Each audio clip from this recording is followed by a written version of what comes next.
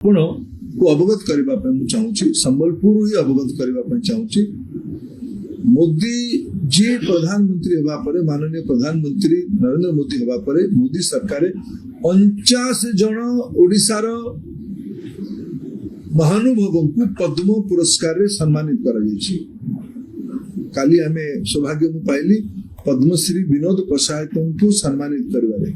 विनोद पशायत जो संगीत हरे कृष्ण जाऊ मो जीवन 70 वर्ष पुराना संगीत माननीय प्रधानमंत्री ताको सम्मानित कले पद्म पुरस्कार यही संबलपुर रंगवती गीत लेखकों को पद्मश्री पुरुष गायकों को पद्मश्री महिला गायकों को पद्मश्री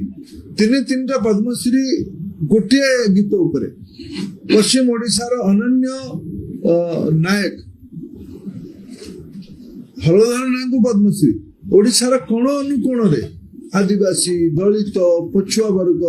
समाज जीवन श्रेष्ठ लोक मान खोजी खोजी नरेंद्र मोदी पद्मश्री पुरस्कार देते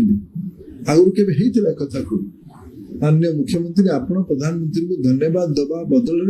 में गाली कर अत्यंत क्षोभर विषय।